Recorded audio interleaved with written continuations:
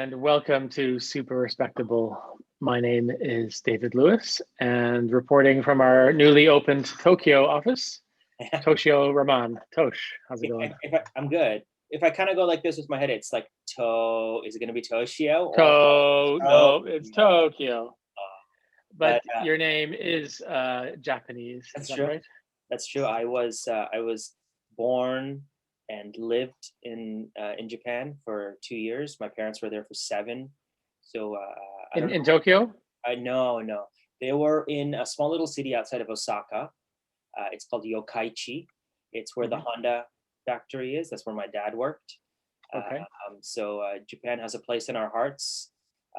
My parents speak the language fluently, which is very cool. Really? They do. Um, uh, I once saw my mom speaking two languages with two different types of people, one being Japanese, the other being Bengali, on a subway in Austria at the same time, and I thought that was the coolest thing ever. That is very cosmopolitan. My parents speak it when they don't want us to understand what they're saying. Mm. But Japan has a place in our hearts, so it's not my citizenship, but it's there, and it's in my name. And you haven't been back since you left as a child? It's very true. I haven't been back in 34 years, so I would love to take my little one and my wife and go visit one day when it's safe to. Have you been? Nope, it's on the list for sure. It's definitely a very cool and intriguing place that it's very much top of the list once it's safe to do so.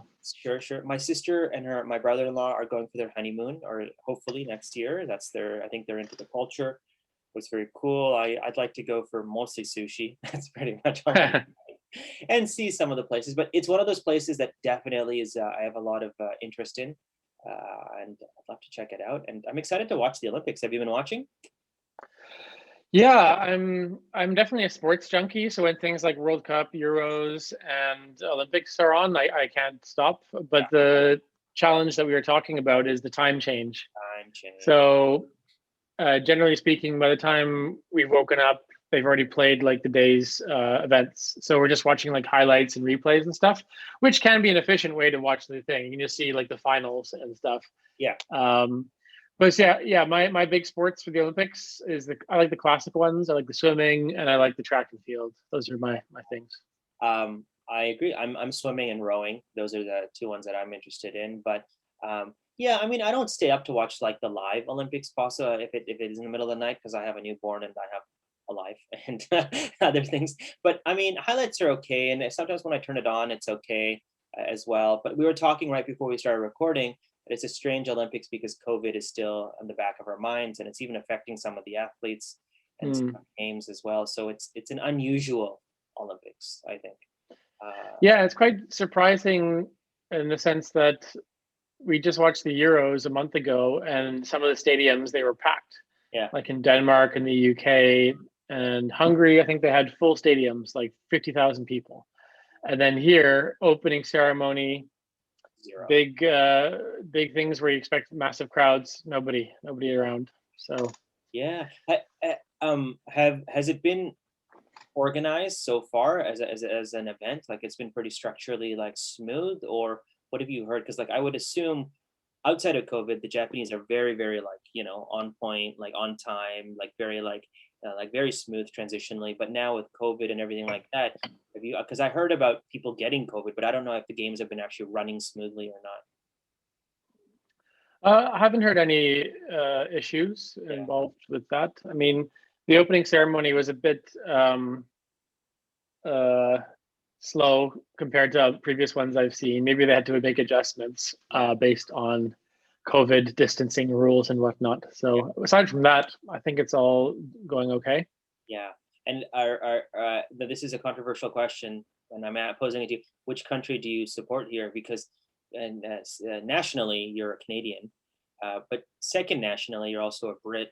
But you live in the Netherlands, and your partner is Italian Swiss, right? So you got five. Canada. It's all about Canada. Yeah. It's cool. Yeah, I revert back to the original thing. So I'm a supporter of Canada at the Olympics, and whenever they're involved in the World Cup, which is once a century. And yeah. Yeah, you're flexible.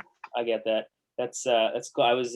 was talking with my wife. We were posing the same questions because like we're I guess she's a Canadian PR. I'm a citizen, but she's a Moroccan, and Morocco is in the Olympics as well, which is interesting. And then ethnically, I'm from Bangladesh. And interesting fact, Bangladesh has two athletes in the Olympics. They were Oh, chosen from there's like a round.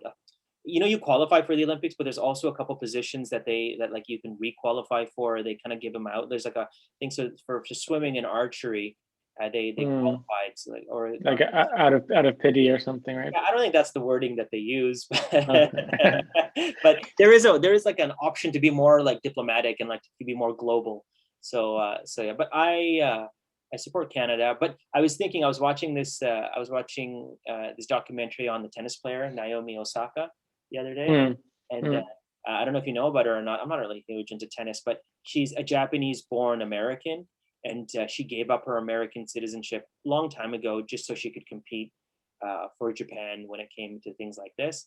So even though she lives in California and she's like one of the best in the world, and she got eliminated the other day or whatever, but she's an American who gave up her passport just for to be on the Japanese team. Would you do something like that? Would you compete for Bangladesh if you had the wherewithal to Well, compete? I only hold one passport, anyways, so I would just Hmm. stay with Team Canada. But one of the problems with I find with Team Canada is, and I know people are gonna like rat on me. I find we're a little too like in your face with our wear, with our clothing. Everything has Hudson's Bay Company written on it, which I hate.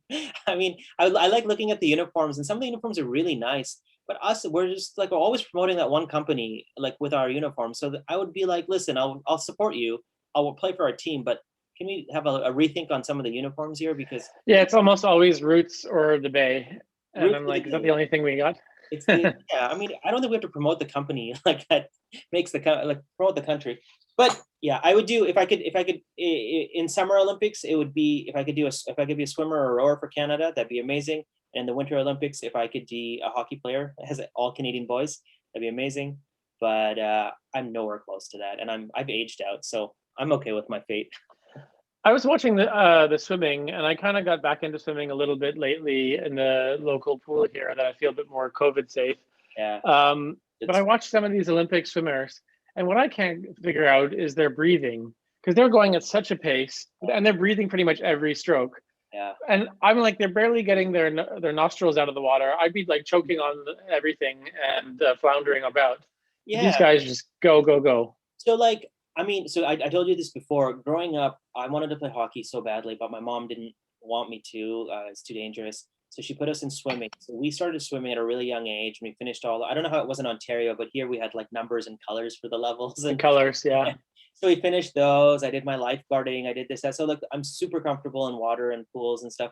So like, I competed a little bit. I wasn't great, but one of the things about swimming I realized was the more you do it, your lung capacity gets bigger and bigger, and so you're able to hold your breath for longer and longer. So Mm. even if you watch those swimmers, sometimes some of these guys don't really actually need to take breaths if the competition is not if the distance is not long. On a 50-meter, I think you don't really need to take that many breaths. Like how we learned 1, 2, 3, right? Three, go, 1, 2, 3.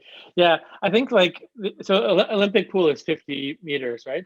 Yeah, So yeah, you're right. I think I watched one where it was the relay, yeah. and one of the like final, it was the men's, one of the final guys in the pool, in his like first jump in, Like he halfway essentially did the first 50 meters with maybe one breath. these guys train a lot, and they take their like O2 oxygen levels, and they have huge lung capacities. They did I know Phelps is no longer in the Olympics. He doesn't swim, he's retired, but they did like a body analysis of Phelps, and they realized his body was like perfectly made for swimming, like in terms of like wingspan, Yeah, yeah. capacity, height, the way his body is built, his shoulders. And remember, these guys have been like training every day for the last like 100 years doing this and stuff. So they're like, I'm sure they're more uncomfortable out of the pool than they are in the pool. They just understand water. And like you said, once they dive in, like they're underwater for like half the length of the pool. Then they come up and then they're just like a torpedo and stuff. So it's crazy, man. Like these athletes really are built in an amazing way. Yeah, it's super impressive and super respectable. I, Um, very super respectful. Anyways, it's your week to present. Please, yes. hopefully you have something. So on the topic of Japan, not quite Olympics. That's the best segue I can come up with. I want to talk business. Ooh, So interesting. I'm going to talk about a businessman who you may have heard of. He's not really like Elon Musk, Jeff Bezos famous, but he's fairly well known. Um, his name is Carlos Ghosn. Have you Oh, heard of him? Carlos Gold? Ghosn. Oh, Ghosn. Ghosn. I Oh, hope I'm pronouncing it right because his last name is spelled Ghosn, but they say Ghosn. okay, sure. I've never heard of him before. Yeah. So he was the former CEO of Renault, Yeah. Okay. of Nissan, Yeah. and chairman of Mitsubishi. So he was very powerful executive for these big car companies, Oh, and for a period of time he was like the god of the automotive industry because he was like presiding over all these companies. not Um, not at the same time, like subsequently, right? yes, he was wearing multiple hats. At the same time, he was CEO of Renault, CEO of Nissan, and chair of Mitsubishi, Is that Mitsubishi Motors. were they all Because owned Mitsubishi's a massive conglomerate, so he was head of the Oh, Mitsubishi. Still, it's crazy because pretty Renault is this big French company, Nissan a big Japanese company. He's flying back and forth trying to like run these two companies. gosh. Um, so he was like considered like the super powered executive, Yeah. and it all came crashing down. So I want to kind of tell the story about his rise and fall and his great escape from justice. Okay. So Love it. it's a very interesting story. It's still kind of a developing one in some sense, but we'll get to that. So I'm pretty sure I'm pronouncing it right. Carlos Ghosn. Ghosn. He is of Lebanese descent, but he was born in Brazil. So speaking of cosmopolitan, he's very, very cosmopolitan guy. Lebanese heritage, born in Brazil, studied engineering at the fancy Grande École School in France. Ooh. And he speaks French, English, Arabic, Portuguese as a result of his upbringing. Okay. And he's a citizen of 3 countries, so Brazil, Lebanon, France. Very cosmopolitan. Very cool. He does very well in school, and he goes to these very prestigious universities, which are pretty much like the golden ticket, the equivalent of like going to Oxford in the UK or Harvard in the US. So he took a job out of university for a little tie-in to a previous podcast episode, Michelin. Okay. Except for this, he wasn't. He didn't work for the restaurant wing of Michelin. He worked for the actual tire company, Okay. which is, I guess, the core of the business. Yeah. So he was at Michelin for quite some time. He was there for like, I think it was 18 years. I could be wrong, but who cares? And he was very successful there. He was a specialist at like turnaround. So the troubled parts of the business, they'd send him in and he would like cut costs and close factories and merge things. And then they'd become profitable, and he kind of moved his way up the corporate ladder, and he like gained attention from other French companies. So he caught the attention of Renault in 1996, where he joined. Yeah. And he was, I think, put in charge of like their Latin America division. And again, he managed to like turn around the Renault division there. Yeah. And the French media, as a result of his success with these 2 French companies, they called him Le Cost Killer. Yeah. Cost killer. Le Cost Killer, oui, oui. Okay. And so he kept on rising and rising because of his success in turning around troubled businesses. Yeah. And at the time, Renault had acquired a stake in Nissan, Oh, the very large Japanese car company. cool. And Nissan was struggling. And this was perfectly primed for someone like Carlos. Yeah. Nissan was massively struggling. It was $35 billion in debt. That's horrible. That's crazy. I can't even fathom that kind of debt. Like countries have that kind of debt, not companies. But there you go. So Mr. Le Cost-Killer was sent in to Nissan to try and fix it up after Renault took a stake in the company. Yeah. And again, he worked his magic. and he managed to improve the company by firing loads of workers, laying off loads of workers, and closing factories. And the company actually returned to profitability, and it actually overtook Honda to become Japan's number 2 car company. Cool. So as a result of this success, he became a kind of a minor celebrity in Japan. He was like adored. It's kind of a rare thing in Japan to have international foreign CEOs. So that's kind of what made him stand out too. And so like he had manga cartoons drawn about him. He had all sorts of, he was interviewed and in the media all the time. He became very famous. So he continued his rise. He became CEO of Renault in 2005. So at that point, he kind of like presided, I think, over an alliance between the two companies. So it wasn't like a formal merger, but like each had a stake in the other, but didn't merge. So it wasn't like 50-50 or one bought the other. It was kind of a weird, complicated ownership structure. And then he became, so he was then CEO of Renault and Nissan. And so as we discussed, he was flying back and forth. Like every month, he was like 1 week in France, 1 week in Japan. He was racking up like so many air miles. I guess someone like him probably doesn't care about air miles. He's getting paid millions of dollars. Not a big problem, right? He's probably flying private jet or something. He had his private jets, Private jet. No air miles there actually. Then in 2016, as if being CEO of these two companies wasn't enough, Nissan took a stake in Mitsubishi. So the motor vehicle division of Mitsubishi, because as you know, Japan has these gigantic companies which own all sorts of different things and run different products. Mitsubishi being one of them. So he became chairman of Mitsubishi Motors. And then he was running essentially 3 companies at once. And that's when he started to like stretch himself a little bit thin, as you would imagine. I don't even understand how anyone human could manage that. We talked about Elon Musk, and again in a previous episode. Crazy. He was running 3 or 4 companies at one time, right? Yeah, of course. But in one country, in the United States, and it's a big country, but still a little more manageable. They speak English, but he was having to go between the Japanese working culture, French working culture, trying to balance all these things. So everything was going well, or so he thought. And at one point in November 2018, he was landing back in his private jet landed in Tokyo. And he was actually arrested at the airport. So he didn't even get a chance to disembark, as far as I understand. Agents boarded his private plane and placed him under arrest. And it was kind of a weird, convoluted, complex charge that he was held for. It was for allegedly underreporting his compensation while at Nissan. So they were saying, apparently Nissan had it in for him. This is what his allegations were towards the company.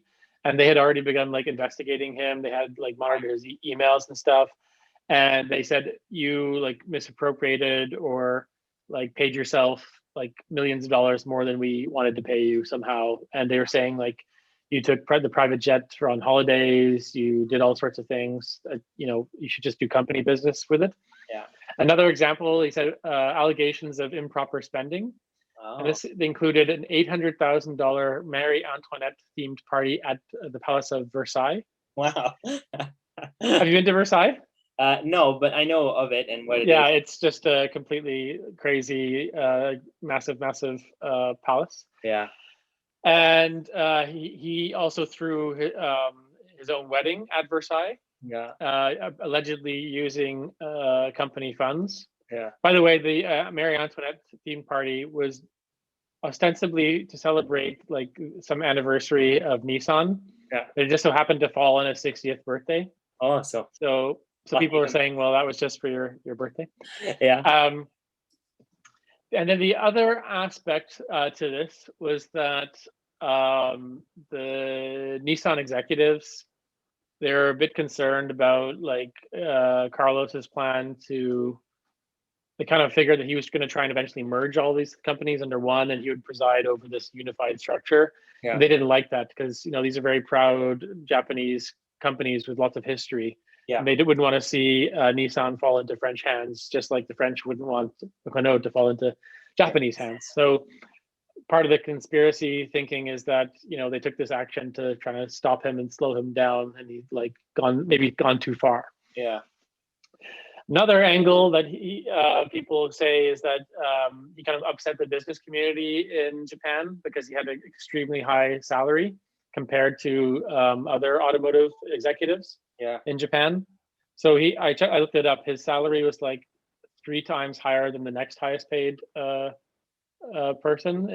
So like Toyota, Honda, Suzuki executives. Yeah. He was getting paid, I forget, in yen it's like 1.2 billion yen, but I don't know what that is in dollars. But that's crazy. The Toyota CEO was earning like 400,000 yen or something like that. Yeah.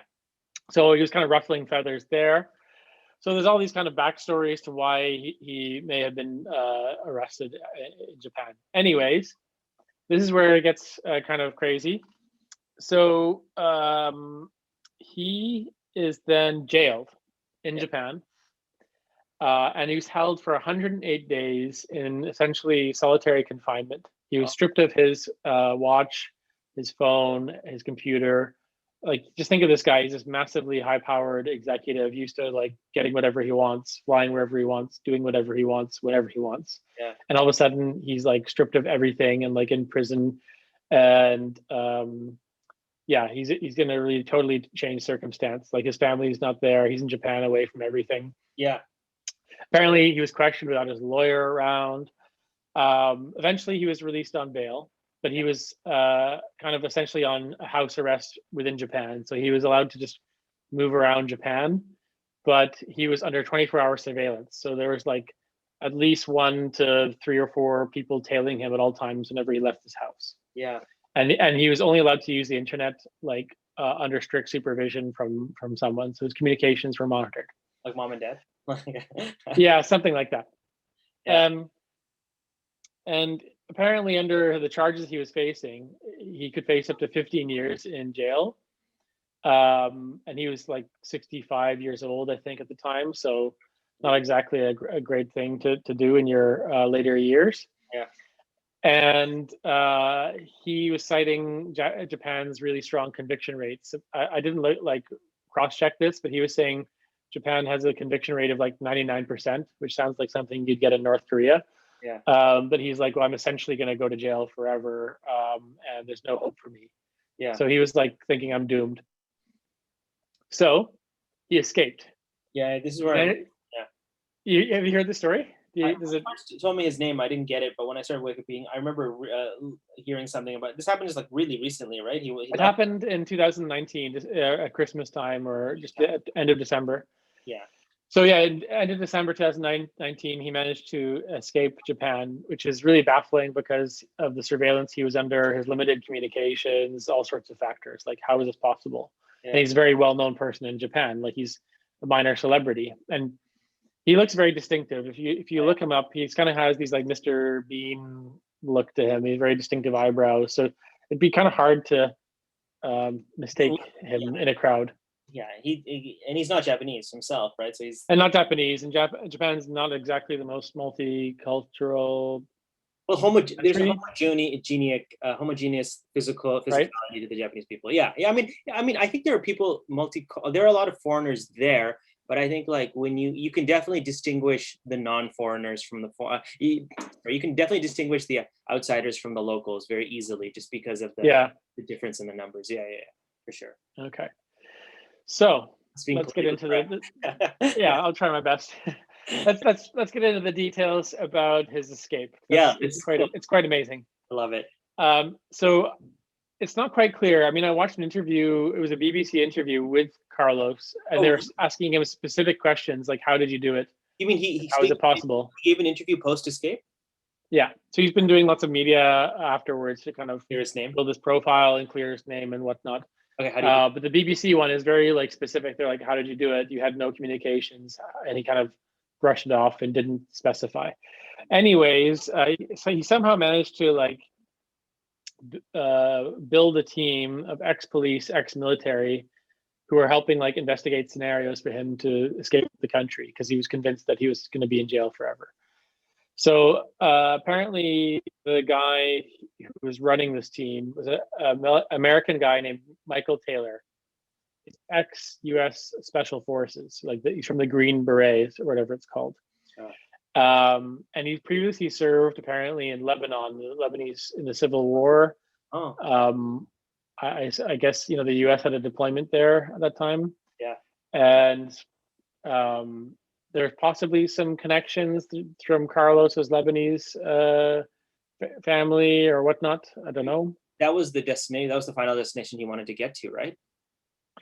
So yeah, I'll come to that because final destination was indeed Lebanon for a very important reason.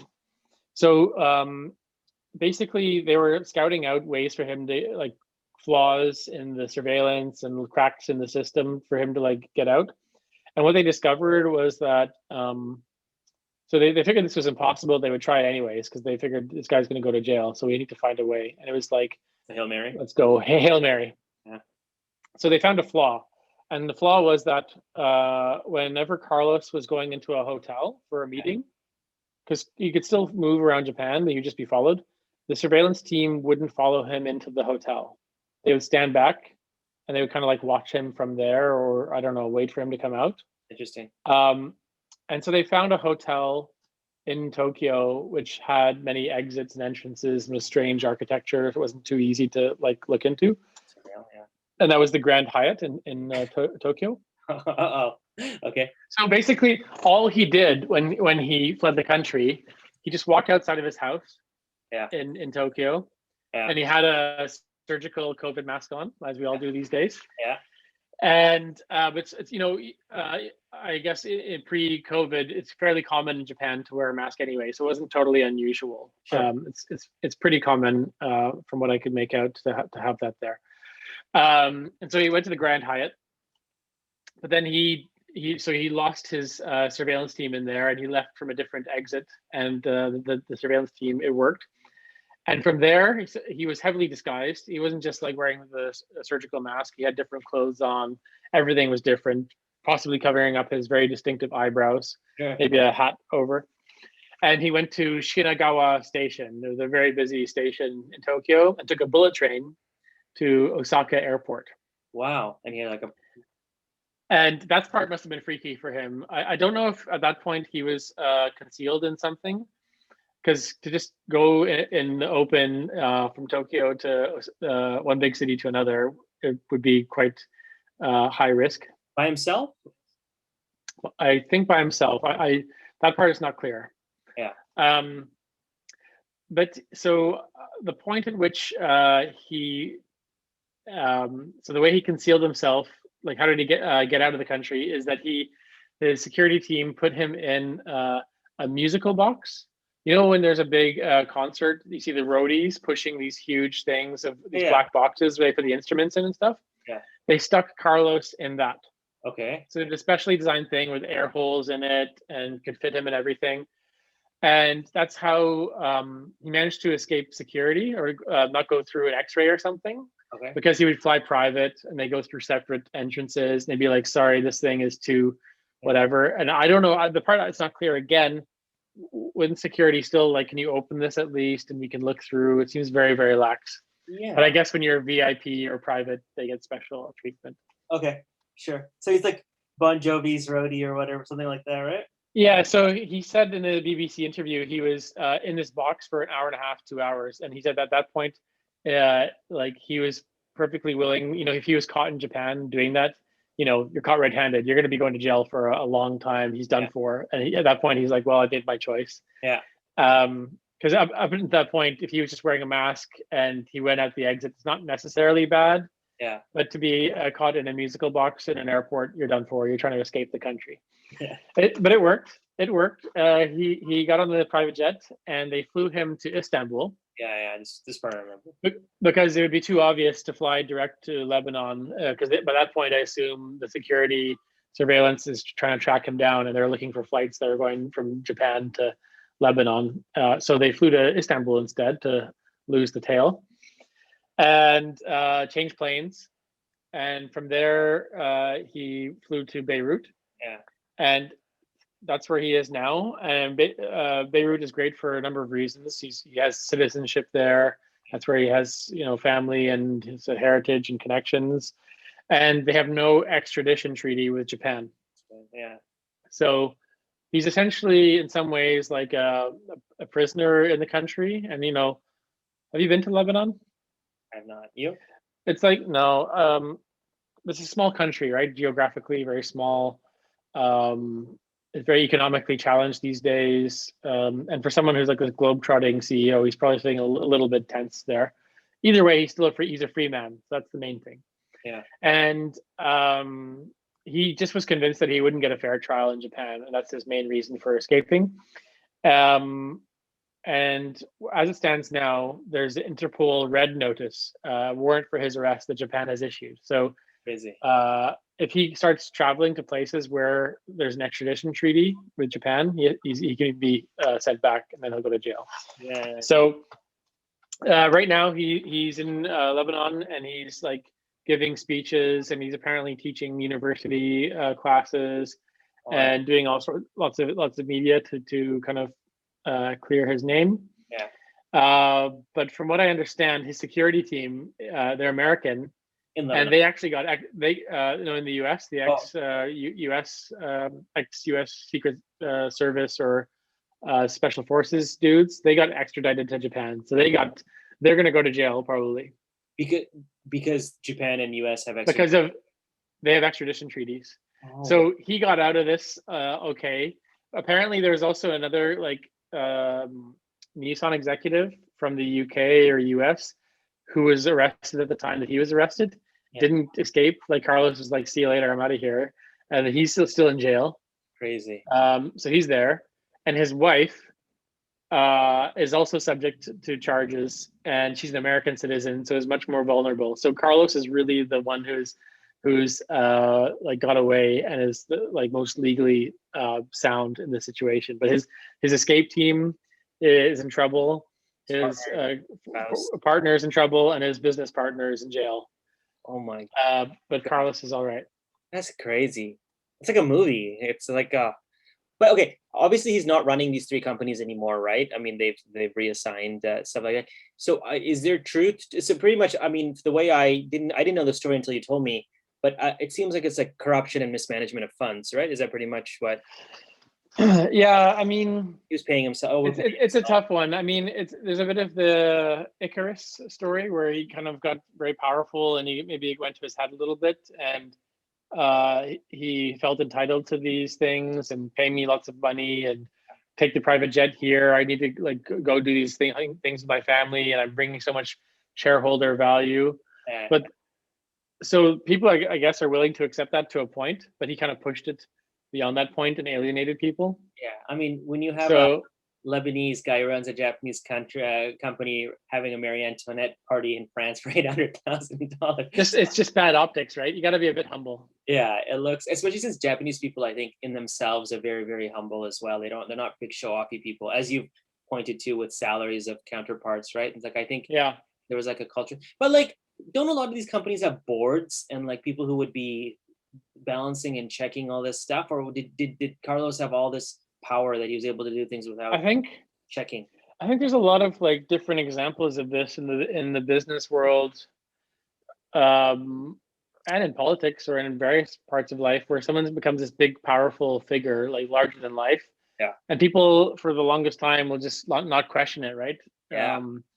And until something kind of goes wrong, or there's like a moment where it just flips, and then they lose their credibility. And I think one thing I've also noticed, I don't know if you also, sorry, I didn't mean to cut you off. I noticed as well as like we've both lived in other places around the world. And I think like in some societies, such as Japanese society, which is very like respectful and disciplined, and there's like a hierarchy and a respect to others, like they must have seen Carlos as a foreigner who's come and running this company. So there's that, like, we're almost inferior to him, so we can't really approach him and like, ask or question him. Whereas in our country, people are like, just vicious with each other. There's like at least like that respect, and so maybe Carlos manipulated that a little bit or used it against Yeah, and parts. Japan has very much the tradition of the company man. So Yeah, like a lot of these people probably started with Toyota or Honda and worked their way up yeah, to become CEO. So it's a yeah, very, I think, old school, if you like, way of doing yeah. climbing the corporate ladder. Like you really try and get this good corporate job and you stick with it and you work like crazy at the job forever. Yeah. Whereas he was like kind of transplanted in there, and there's probably some resentment there. Hmm. Um, and then yeah, just the whole like outsider thing. I think he maybe had this outsider feeling when you're. I mean, I had it too, and you maybe you felt the same when you're in like doing business in Malaysia or Turkey, and I was working in Hungary and here in the Netherlands. You can go far and do business. You always feel a little bit like detached or outside of Sure, what's going on, and sure. maybe that gives you like a sense of like a chip on your shoulder where you have something to prove. Yeah, Or maybe like the other on the other side, if you become like successful, either you become like a local story or people just hate you and resent you. I think um in Carlos's case, it seems as though like just like that Icarus metaphor you used, the more he did well with Renault and then Nissan and then Mitsubishi. I think the power started really getting to his head. I think at one point you feel like, listen, I'm doing so much for these companies, and like I deserve this it's Marianne. the I deserve thing, which is Yeah, the problem, where I it's you start deserve. going, I deserve this. That's a very, but like, I mean, you and I know, both being coming from business worlds and doing like, this is a very common tale. Like, it's a tale as old as time in the business world. In 2008, when the financial crisis happened, we got to see an inside look at all those banks, and they were doing the same thing, right? They were like going to Florida, throw these like lavish weekends and shareholder meetings and like $80 orange juices and like this and that. And it's not on their dime at all, right? So they have no like repercussions or no double thinking because it's not their money, right? And then people just kind of feel like I deserve to do this because I'm making people this and that. So like I don't know the actual finances, but it's interesting that the Japanese government or the Japanese police kind of picked up on this, right? Or were informed about this. So like the minute he landed, because I'm really interested to see what his lawyers, how they argued against it, right? Or tried to argue against it. Like they'd be like, interesting. Yeah, yeah. So I mean, it kind of like you said, it highlights the importance of good governance and Yeah, have people who are like able to challenge someone who's like so powerful. yeah, But it becomes so I can see how it's a problem like when there's someone who's so successful and so famous, it can be so intimidating to be the person to put your hand up and say no, no, yeah, yeah, and yeah. then the whole room will turn against you and say like you can feel so alone and that guy can be so powerful to like crowd you out. It's like So off like with your head, I'm Mary Antoinette stuff, right? So Nice tie around. exactly. I mean, that was such bad optics, this Mary Antoinette thing. But anyways, like I can just imagine yourself being in like a boardroom with this guy and he's Yeah, saying, this is my vision, this is what I want to do. yeah, And everyone kind of nodding and agreeing. yeah. But if you like take a step back and think, wait a minute, would I normally like let someone do this? Well, he's got to be right because he did these things, and let's give it to him. Yeah. But I, clearly, I think you any normal person should think running being CEO of two companies at the same time is a Craziness. challenge, let alone two companies in different countries. So That's pretty much. my follow-up question is that while he was CEO of these companies, did all of them do well, or like was he able to actually manage all three or two? Sorry. Um, they were doing okay, I think. Yeah. But then I think as soon as I think around 2017, 18, the share prices started to go down, and I don't know if it's like when he got arrested, that was when Tank. everything went bad, and it is because of him, or it was on the way down beforehand, Yeah. and then that's when they decided to pull the trigger. What I'm not sure. Yeah, one thing for sure is that these companies, and I would guess all automotive companies will probably never make the same mistake again, like ever in the history of automotives. Like they by probably will have a picture of him on the wall to have it as a lesson.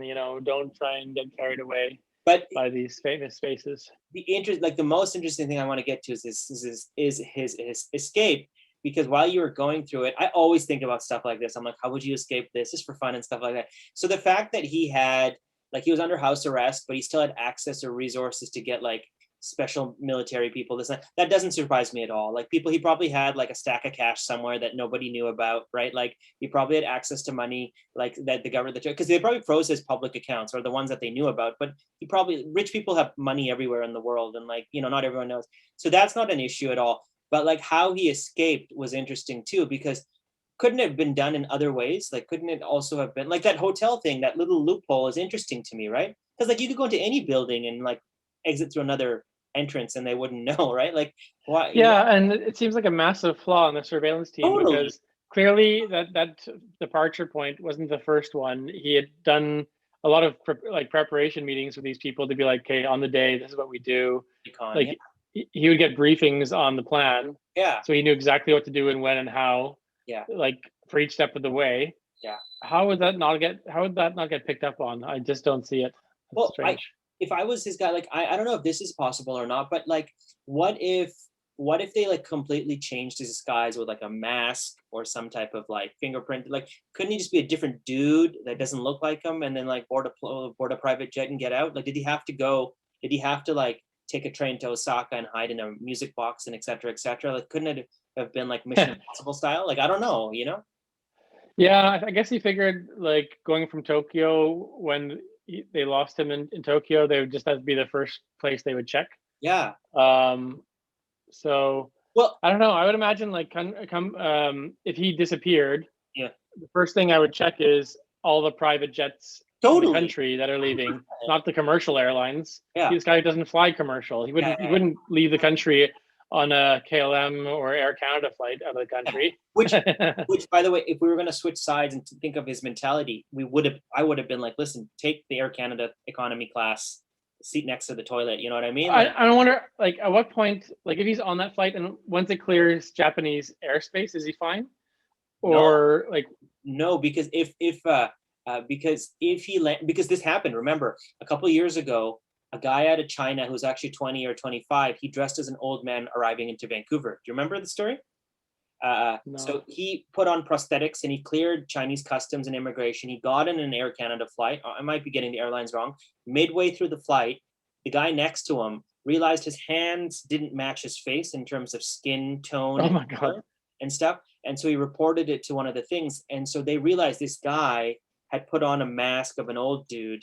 I'll send you the article or whatever. When he arrived into YVR, he got arrested, right? And then he was, I don't know what happened afterwards, probably deported or whatnot. So I don't think it's like Argo style that like once you depart Japanese airspace, you're safe. I think you got to make it to your Istanbul and get on your next flight to be okay, right?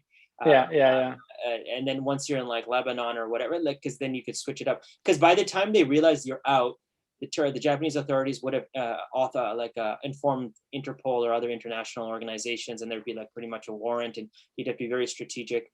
I mean, he knew that Lebanon and Japan had no extradition, so I mean that was something that was probably. I guess Turkey wouldn't either, because if you land in Turkey and get sent back right away, then. Especially, yeah, I think like a lot of these countries, you got to be strategic. I remember Omar al-Bashir, the ex-president of Sudan, when he was called up for the International Criminal Court, he was given a warrant for his arrest as well. But if he stick with certain countries, he didn't have to go. He wouldn't get extradited, so he stuck with those countries for years and years and years. And so, I mean, getting out that private plane thing definitely would have been a red flag. But maybe he did it so quickly that like the Japanese didn't even figure it out, right? I mean, like. Tokyo. I mean, he took a bullet train, so he's there. Tokyo, Osaka, no time. That's like the snake. That's like the tail that bites the snake, or whatever. You're the hand that feeds. Yeah, exactly. The Japanese are too efficient. Yeah. But yeah, I mean, it had to be right on cue, I guess. I've also heard. I don't know if this is true because I don't fly private, but I've heard that when you go through private, like when you go to an airport and you go through the private terminals, it's much more relaxed than it is on commercial, like security, customs, immigration.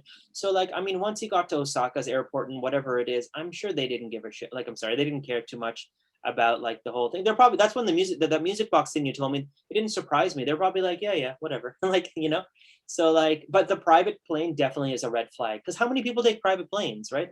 Small handful. Yeah, but I guess Tokyo, Osaka has enough private jets probably going out of their airports. It's a rich country, possibly. But again, I would be like, we lost this big dude who's super famous. Oh, call HQ right away, boss. We lost him. totally. And they would like if he's so big that they would send out an Interpol red notice for his arrest. Immediately. Wouldn't that like immediately put a blanket Shut down warning the at plane, airports? trains. Yeah, I Because don't. it's Japan. He can't swim out of the. You can't take like a I don't know rowboat out of there. It's gonna be a plane. And physically, he's distinguishable from the local population, right? Like in the fact that he's not. Yeah, Yeah. So he's a sore thumb, right? Like you could definitely point him out a little bit, but I don't know. I would have maybe boat would have been better, at least to get to the next country or some other form of or to get hidden in the country somewhere. But yeah, I don't know, man. Like I mean, this is some guy's job was to think of how to get him out, and they did it. I it's guess. just incredible. Just imagine the change of being this high-powered executive to having to go into a box for an hour and a Yeah, half. yeah, It must have been very humbling for him. But from what he said in the interview, he said it was a risk I was willing to take. I wasn't willing to face the prospect of jail for the for the rest of rest of his life or his later years. yeah. So he just decided to do the Hail Mary. It's crazy that things like this can still happen in like 2021 in the world, right? But Like it's definitely something out of a movie, right? it's craziness. And then like he's on a plane, and then like the plane's in like air in the air, and they're like just panicking, like have we cleared Japanese airspace? Are we entering? Japan's a small country relatively speaking to other countries, so and it's right by the water, so like I'm sure you're out of Japanese airspace in like 10 minutes or whatever. Yeah, yeah. And then like China and Japan, they don't have good relationships, so by the time the Japanese tell the Chinese don't care. And then They're like, sorry, wrong number. Yeah. wrong number. They don't even answer. It's one of those like messages. Yeah, yeah. And then and then like once you land in Turkey, like the Turkish don't care too. And then like once you get to Lebanon, it's like home free. But like he can never when he travels now, he'll have to be very strategic with where he goes and what he does, right? And like and stuff. But like but one of the things is like so his team have been extradited to Japan, right? And I'm surprised that the American Yeah. government happened. Like the American government was like, yeah, okay, because they're Yeah, it's pretty unusual, I would imagine, for U.S. citizens to get extradited, but yeah, I don't know. I guess in the interests of U.S.-Japan relations, maybe it's because it's an ally. Japan's a strong ally of the U.S., so they responsibility to are more willing to do so. Whereas if like China wanted to extradite or take a U.S. citizen, that would be a huge diplomatic no-no. yeah, Put Iran, all the enemies of the great Satan. yeah, is somewhere like But yeah, it is an interesting point about U.S. citizens having extraditions. But don't know. I have no problem or questions regarding his financial wealth because I mean, like I told you, rich people have money everywhere. I'm sure he's fine and he planned it. He probably lost a couple million in Japan here and there, but he has his life and his freedom. But like, how will the rest of his life play out? Will be like he'll always have to be looking over his shoulder, right? Until something happens. Because like He said he's willing to stand trial in the countries of his citizenship or anywhere where he thinks he can get a fair trial. But he says he doesn't think he doesn't think it's Japan. Really, I would have thought Japan was a very like a very just place for trial, but 99% conviction rate is pretty high. Like I don't know, that seems kind of sketchy though. I guess there's not much crime there, so whenever there is something, it's got to be like a pretty open and shut case. I don't know. From a judicial point of view, maybe like they've developed. I honestly don't know, but maybe the Japanese criminal justice system is not. It's not that it's corrupt or it's been destroyed anyway. But maybe you're right. Maybe like they have a good handle on crime, so when they do take you to trial, it's pretty much like they know it's for something. Yeah, like maybe because like what are the countries of his citizenship? Lebanon, France, and Brazil. So like if you had to choose between Lebanon, France, Brazil, and Japan, I mean Brazil and Lebanon for sure are out in terms of me. Like I would never want to choose that. Like no offense. So France or Japan, right? Like I don't know, man. The French. I mean, I know it's a good system and stuff, but Japan, I would put it probably equally, right? One of those two countries, but France is pretty much the one he has left over, and France is like a Western country. I'm pretty sure they have extradition. They're part of the EU with other places in the world too. So pretty much I'm assuming he'll probably never leave Lebanon. Like I'm sure that's home forever. Yeah, but I don't think we've seen the last of Mr. Ghosn. I think he's too ambitious and too He can't. He can't. He He has can't to. sit still. I think he's had such power and he's tasted power Ah, that he's going to find a way back and have his moment in the sun again. yeah. So watch this space is what I think. That's a crazy story. I would like, generally speaking, I know this won't happen, but I would think like you've just pulled off this incredible escape. Yeah. Just chill out in Lebanon, enjoy your life, live the high life in Lebanon as best you can. Yeah. But don't try and do anything else ever again. Just retire and enjoy your money. Yeah. But I bet you he won't. Yeah. I bet you he won't. And he'll use some like a public like PR system to like clear his name. I need to clear it. I need to be like that, be on good terms with the world and stuff like that. But yeah, like that's good. He could come to some kind of a recompensation agreement with the companies in Japan and et cetera, et cetera. So at least he could clear the financial aspect, like pay back the Marie Antoinette party, right? Like in the 80s, plus interest, plus a fee for stupidity, and like how bad it looked. But yeah, that's crazy. I knew of when you told me the name, I was like, what? And then when I Googled it, I was like, oh yeah, this dude, right? Like this guy. Do you recognize him? I recognized the fact. I remember the fleece story, like the getting away. Okay. But I didn't know how he did it. I didn't know. Like I was in Turkey at the time, so I remember it came up on the news locally. I didn't know how it ended and stuff.